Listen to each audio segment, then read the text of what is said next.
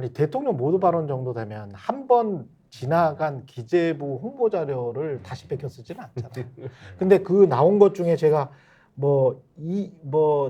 OECD 중에서 뭐 1인당 GDP가 2만 달러 이상인 곳 중에서는 우리가 1위야. 최상이다. 경제 성장률이. 맞아. 경제 성장률 OECD가 뭐 1.7%인가. 예. 뭐 근데 많이 이게 배우셨더라고요. 제 TV에서도 한번 그 조목조목 비판을 해드렸습니다만은 OECD 보고서 어디에도 이런 말은 없어요. OECD 보고서 어디에도 이런 말은 없고요. 이거는 한국 기재부가 OECD 보고서를 토대로 만든 내러티브입니다. 그냥 스토리입니다. 어디가 1인당 GDP 2만 달러 이상 중에서 경제 성장률 1위를 통계로 내놓는 그런 경제기관이 어디 있습니까? 그리고 그랬던 적이 어디 있어요? 그럴 이유가 없거든. 이거는 경제 성장률은 경제 규모와 관련이 돼 있는 거지 1인당 GDP와는 관련이 없어요. 벨기에, 룩셈부르크, 한국 이렇게 무슨 1인당 GDP 높은 곳 이렇게 하지 않고요. 미국처럼 경제 사이즈 큰 나라, 한국처럼 경제 사이즈 작은 나라 상대적으로. 그래서 경제 사이즈가 큰 나라는 경제 성장률이 조금 작을 수밖에 없겠죠. 근데 우리는 미국보다 더 낮았잖아. 경제 성장률이 낮았고 그리고 OECD 보고서를 보면은 전 세계 경제 성장률과 미국과 중국의 경제 성장률을 다 높여놨어. 올해 예측치를 다 높여놨어. 그 중에서 한국도 높여놓은 거야. 미국, 중국이 높아지는데 한국이 안 높아지면 그럼 망한 거지. 미국, 중국에다가 수출을 하는데 미국, 중국을 높여놨는데 한국을 안 높여놨다. 그러면 이상한 거죠. 근데 기재부 보도자료를 성의 없이 그거를 그대로 써놨더라고. 그래서 복사 붙여놓고. 예, 복붙을 해놓은 거야. 참 대통령실 성의 없다. 아니 그래서 저는 지금 네. 대한민국에서 가장 극한 직업은 우리 국민들이고 네. 가장 꿀보직은 대통령실의 대통령실. 연설비서관. 복부. 복붙만 하면 됩니다. 이 친구는 뭐 하는 거지? 복부다고 있죠. 복붙은 누구나 할 수 있는 일을 좀 하면서 그 월급을 받는 게 너무 이상하고 저는 네. 대통령이 소통의 문제 지적했잖아요. 그럼 이렇게 생각해 보시면 어떨까요? 윤석열 대통령이 소통을 강화해서 당장 내일부터 도어 스태핑을 한다. 전 지지율이 2배로 떨어질 것 같거든요. 그러니까 소통이 문제가 아니라 아까도 뭐 업적을 갖다가 알리지 못했다라고 하는데 일단 업적이 없어요 그동안에. 예. 뭘 알리겠다는 겁니까? 예. 뭐 알린다 그러면 이렇게 자료를 갖다 각색한 걸 갖다가 국민들한테 사실상 이것도 기망에 준하는 얘기인데 뭐 과대 광고 이런 거 아니겠습니까? 저는 문제의 본질은 윤석열 대통령이 국민의 삶에 관심이 없어요. 그리고 국민의 삶에 관심이 많아. 정치를 어떻게 하겠다의 뜻이 없어요. 근데 대통령이 된 거예요. 이게 문제의 본질입니다. 그럼 방법은 두 개죠. 지금부터라도 개과천선 하든지 아니면 그만두든지 아니면 잘리든지 뭐 이 셋 중에 하나 아니겠습니까? 그렇죠. 근데 이거를 빨리 정리를 좀 해야 될 필요성이 전 매우 높아졌다. 언제까지 복사부 쳐넣기 하면서 연설비서관은 꿀을 빨 겁니까? 지금 우리 돌이켜 보면은 예. 복붙의 이 징후들이 많이 보여요. 예. 저도 이상하다 싶었던 게 예전에 지난 2년을 돌아보면 뭐 3.1절, 8.15 이렇게 이제 경축사를 보면 자유민주주의 이념. 그때도 거의 복붙했어요. 똑같거든요. 네. 그래서 이상하다. 저도 이제 메시지를 써본 경험들이 있으니까 행사에 저도 이제 보좌관 생활도 하고 뭐 선거도 해봤으니까 이거 거의 복부 수준이에요. 몇 개만 고치고. 근데 이것도 보면은 2년 만에 하는 기자회견이고 국민들이 정말 잔뜩 기대감을 갖고 있는데 국무회의에서 했던 발언을 모두 발언에 복붙해서 얘기를 했다. 아까 말한 대로 성의가 없고 두 번째 이거 하기 싫었던 거예요. 단지 껍데기 기자회견이었어요. 나 소통한다. 그러니까 지금 모든 영수회담부터 기자회견까지 오는 과정들이 껍데기입니다. 포장지만 바꾸는 거예요, 계속. 나 지금 소통하고 있어 라는 이미지만 주는 거지 속내 내용들은 복붙이니까 뭐 새로운 게 있을 턱이 있나요? 없죠. 그러니까 소통이 아니고 이 정도 되면 이제 쇼통이라고 하죠. 쇼통이죠. 네, 쇼통. 아주 그 안 좋은 쇼, 기분 나쁜 쇼통을 했다라고 봐야 됩니다. 굉장히 불쾌해요. 코바나 콘텐츠 인사들 일부가 그때 뭐 대통령실에 갔다는 이야기가 있었잖아요. 맞아요.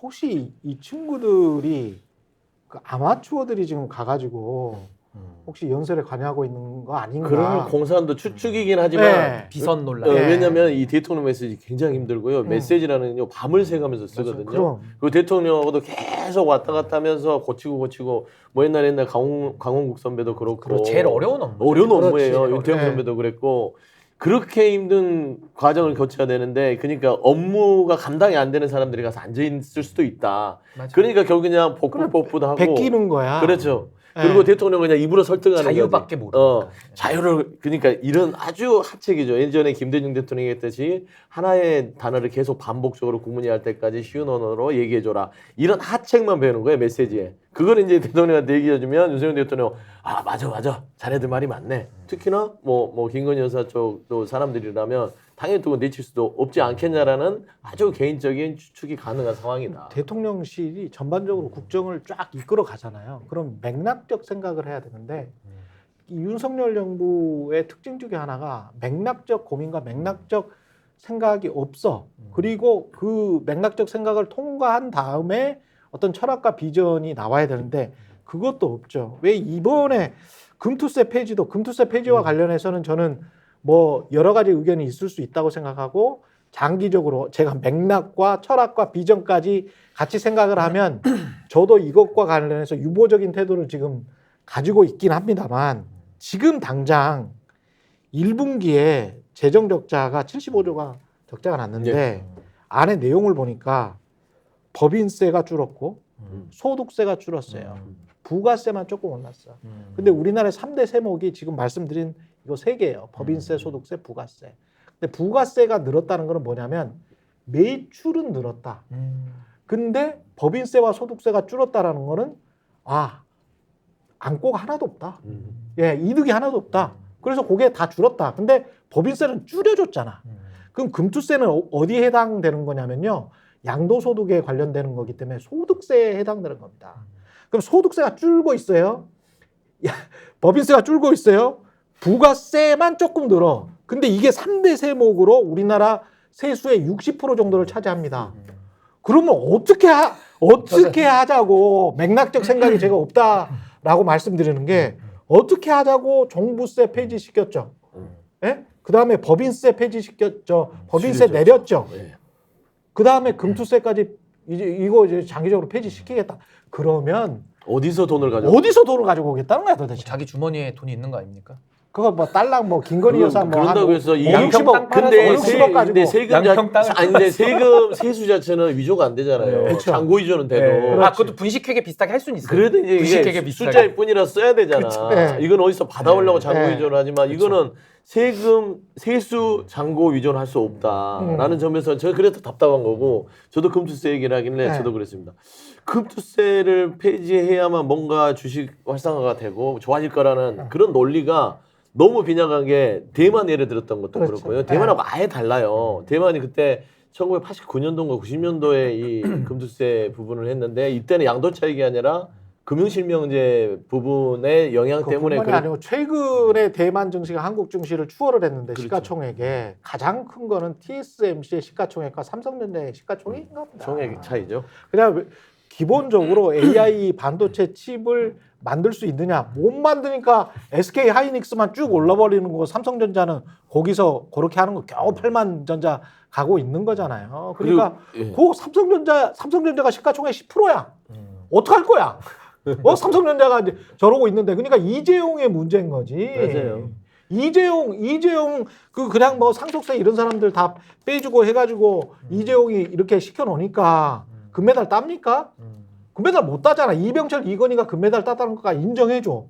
근데 3세에서 금메달 못 따잖아.